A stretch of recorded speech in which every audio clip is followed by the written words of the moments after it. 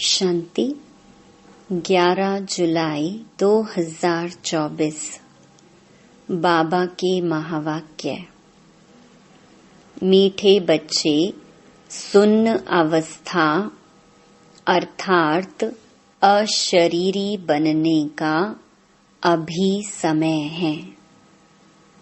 इसी अवस्था में रहने का अभ्यास करो। प्रश्न: सबसे ऊंची मंजिल कौन सी है?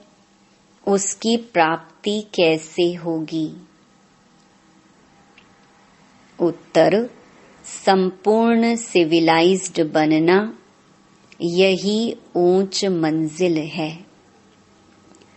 कर्मेंद्रियों में जरा भी चलायमानी न आए, तब संपूर्ण सिविलाइज्ड बने। जब ऐसी अवस्था हो, तब विश्व की बादशाही मिल सकती है।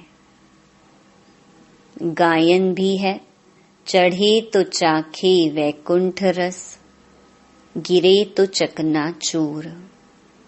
अर्थात राजाओं का राजा बने, नहीं तो प्रजा। अब जांच करो मेरी वृत्ति कैसी है। कोई भी भूल तो नहीं होती है। ओम शांति। आत्म अभिमानी हो बैठना है। बाप बच्चों को समझाते हैं कि अपने को आत्मा समझो। अब बाबा ऑलराउंडर से पूछते हैं, सतयुग में आत्म अभिमानी होते हैं या देह अभिमानी?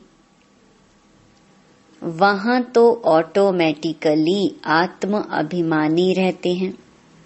घड़ी घड़ी याद करने की दरकार नहीं रहती। हाँ, वहां यह समझते हैं, अब यह शरीर बड़ा हुआ, अब इसको छोड़ दूसरा नया लेना है। जैसे सर्प का मिसाल है, वैसे आत्मा भी यह पुराना शरीर छोड़ नया लेती है।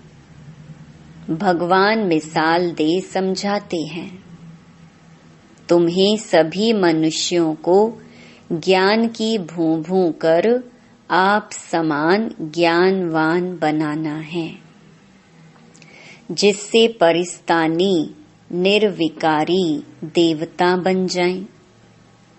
ऊंच ते ऊंच पढ़ाई है मनुष्य से देवता बनाना। गायन भी है ना, मनुष्य को देवता किए करत न लागी वार। किसने किया? देवताओं ने नहीं किया। भगवान ही मनुष्यों को देवता बनाते हैं। मनुष्य इन बातों को जानते नहीं। तुमसे सब जगह पूछते हैं, आपकी एम ऑब्जेक्ट क्या है? तो क्यों नहीं एम ऑब्जेक्ट की लिखत का छोटा पर्चा छपा हुआ हो? जो कोई भी पूछे तो उनको पर्चा दे दो, जिससे समझ जाएं। बाबा ने बहुत अच्छी रीति समझाया है। इस समय यह कलयुगी पतित दुनिया है, जिसमें महान अपरम अपार दुख है। अब हम मनुष्यों को सतयुगी पावन महान सुख धाम में ले जाने की सर्विस कर रहे हैं व रास्ता बताते हैं। ऐसे नहीं हम अद्वैत नॉलेज देते हैं। वे लोग शास्त्रों की नॉलेज को अद्वैत नॉलेज समझते हैं। वास्तव में वह कोई अद्वैत नॉलेज है नहीं। अद्वैत नॉलेज लिखना भी रॉन्ग है। मनुष्यों को क्लियर कर बताना है, ऐसी लिखत छपी हुई हो जो झट समझ जाए कि इन्हों का उद्देश्य क्या है। कलयुगी पतित भ्रष्टाचारी मनुष्यों को हम अपार दुखों से निकाल सतयुगी पवित्र श्रेष्ठाचारी अपार सुखों की दुनिया में ले जाते हैं। बाबा यह ऐसे माना निबंध बच्चों को देते हैं, ऐसे क्लियर कर लिखना है। सब जगह ऐसी तुम्हारी लिखत रखी हो, झट वह निकालकर दे देनी चाहिए। तो समझें हम तो दुख धाम में हैं, गंध में पड़े हैं। मनुष्य कोई समझते थोड़े ही हैं कि हम कलयुगी पतित दुख धाम के मनुष्य हैं। यह हमको अपार सुखों में ले जाते हैं। तो ऐसा एक अच्छा पर्चा बनाना है, जैसे बाबा ने भी छपाया था, सतयुगी हो या कलयुगी। परंतु मनुष्य समझते थोड़े ही हैं, रत्नों को भी पत्थर समझ फेंक देते हैं। यह है ज्ञान रतन। वह समझते हैं शास्त्रों में रतन है। तुम क्लियर कर ऐसा बोलो जो समझे, यहाँ तो अपार दुख है। दुखों की भी लिस्ट हो, कम से कम 101 तो जरूर हो। इस दुख धाम में अपार दुख है, यह सब लिखो, सारी लिस्ट निकालो। दूसरे तरफ फिर अपार सुख, वहां दुख का नाम नहीं होता। हम वह राज्य अथवा सुखधाम स्थापन कर रहे हैं जो झट मनुष्यों का मुख बंद हो जाए। यह कोई समझते थोड़े ही हैं कि इस समय दुख धाम है, इसको तो वह स्वर्ग समझ बैठे हैं। बड़े बड़े महल, नए नए मंदिर आदि बनाते रहते हैं। यह थोड़े ही जानते हैं कि यह सब खत्म हो जाने हैं। पैसे तो उन्हों को बहुत मिलते हैं रिश्वत के। बाप ने समझाया है, यह सब है माया का, साइंस का घमंड। मोटरें, एरोप्लेन आदि यह सब माया का शो है। यह भी कायदा है, जब बाप स्वर्ग की स्थापना करते हैं तो माया भी अपना भपका दिखाती है। इसको कहा जाता है माया का पॉम्प। अब तुम बच्चे सारे विश्व में शांति स्थापन कर रहे हो। अगर माया की कहाँ प्रवेशता हो जाती है तो बच्चों को अंदर खाता है। जब कोई किसके नाम रूप में फंस पड़ते हैं तो बाप समझाते हैं, यह क्रिमिनलाइज है। कलयुग में है क्रिमिनलाइजेशन, सतयुग में है सिविलाइजेशन। इन देवताओं के आगे सब माथा टेकते हैं। आप निर्विकारी, हम विकारी, इसलिए बाप कहते हैं हरेक अपनी अवस्था को देखें। बड़े बड़े अच्छे महारथी अपने को देखें। हमारी बुद्धि किसके नाम रूप में जाती तो नहीं। फलानी बहुत अच्छी है, यह करें, कुछ अंदर में आता है। यह तो बाबा जानते हैं, इस समय संपूर्ण सिविलाइज्ड कोई है नहीं। जरा भी चलायमानी ना आए, बहुत मेहनत है। कोई विरले ऐसे होते हैं, आंखें कुछ न कुछ धोखा जरूर देती हैं। ड्रामा किसकी सिविलाइज्ड जल्दी नहीं बनाएगा। खूब पुरुषार्थ कर अपनी जांच करनी है, कहाँ हमारी आंखें धोखा तो नहीं देती हैं। विश्व का मालिक बनना बड़ी ऊंची मंजिल है। चढ़े तो चाखे वैकुंठ रस, अर्थात राजाओं का राजा बनते, गिरे तो प्रजा में चले जाएंगे।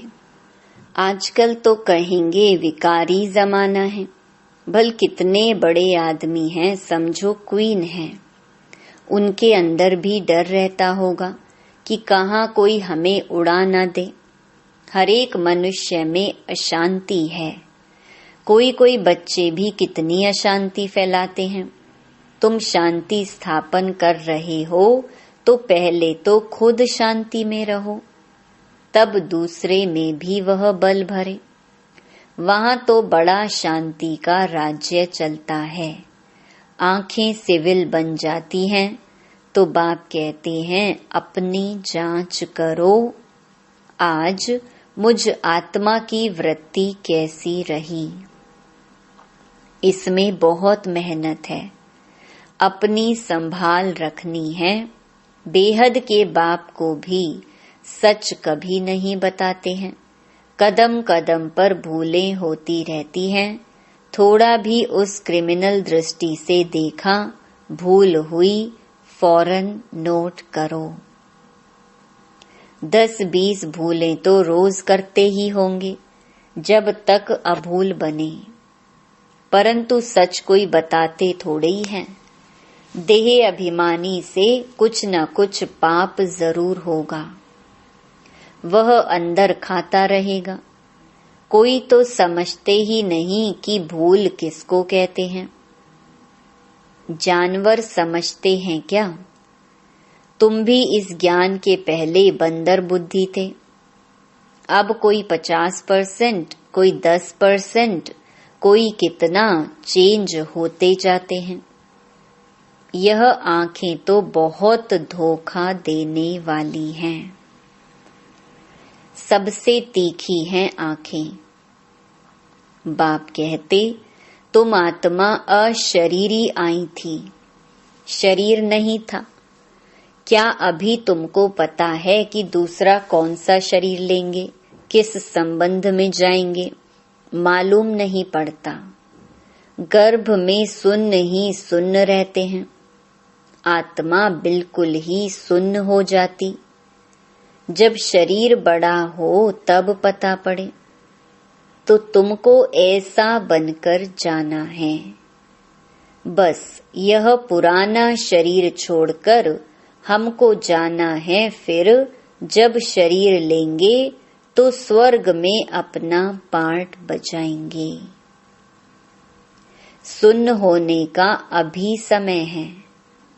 भल आत्मा संस्कार ले जाती है।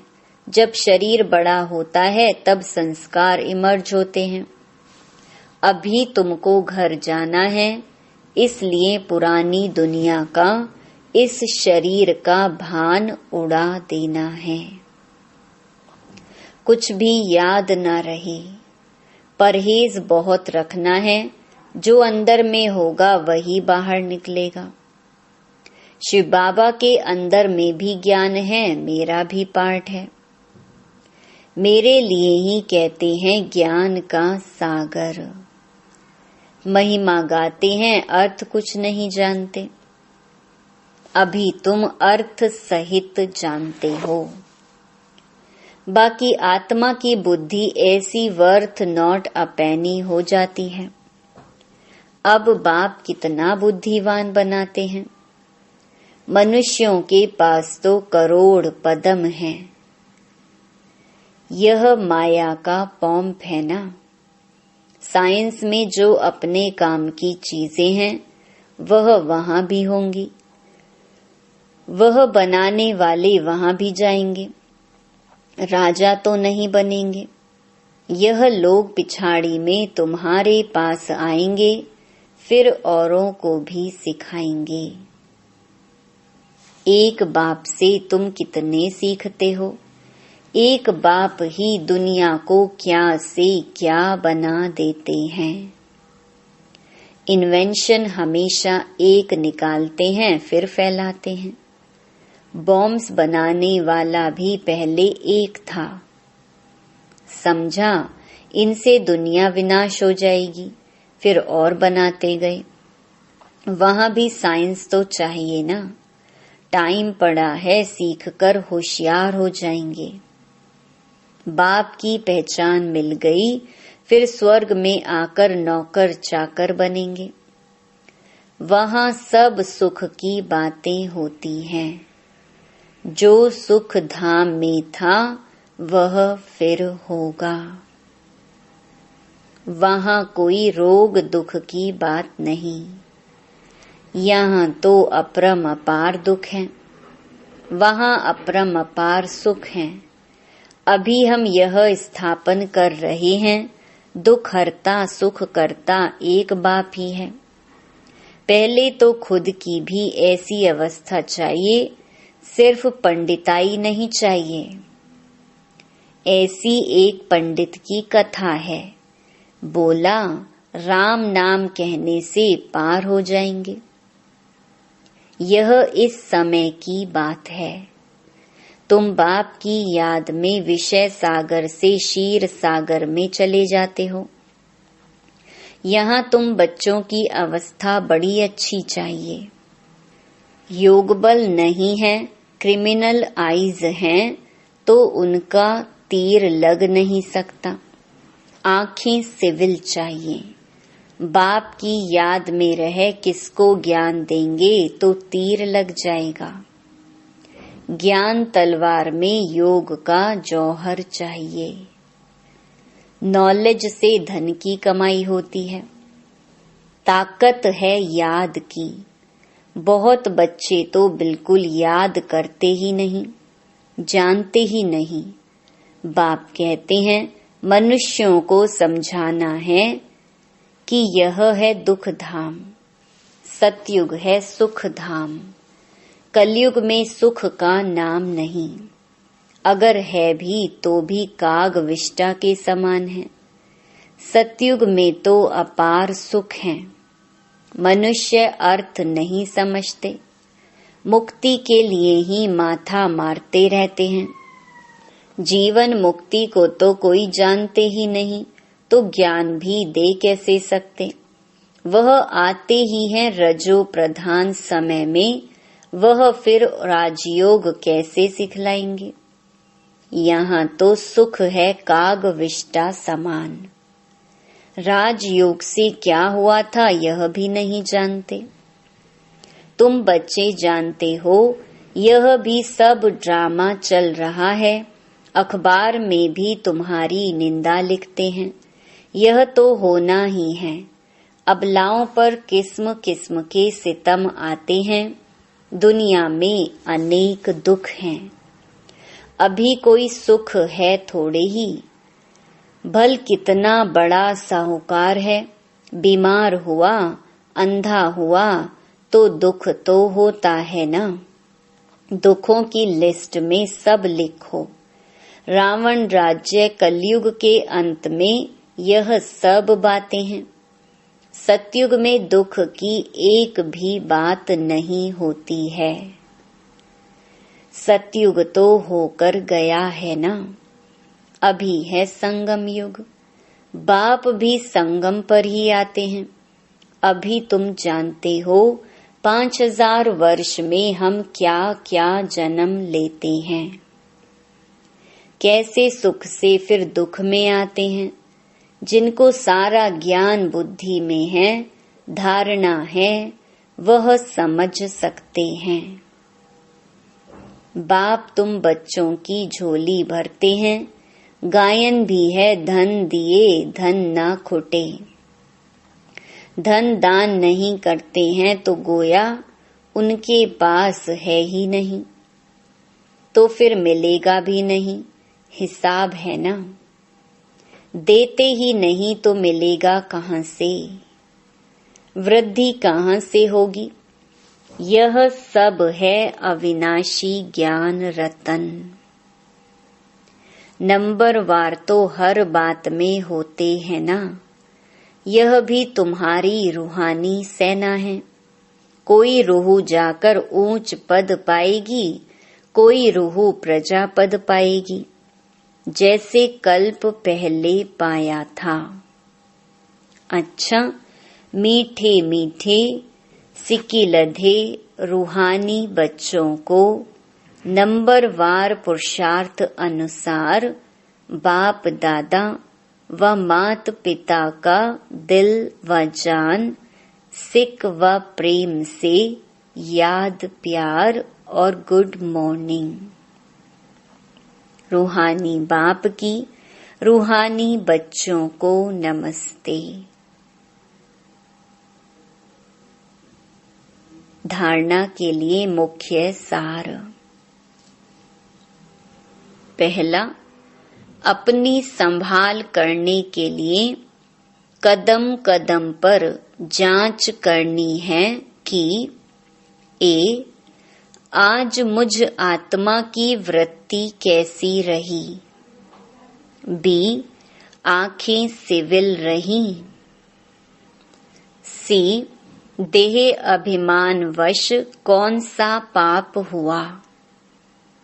दूसरा, बुद्धि में अविनाशी ज्ञान धन धारण कर फिर दान करना है।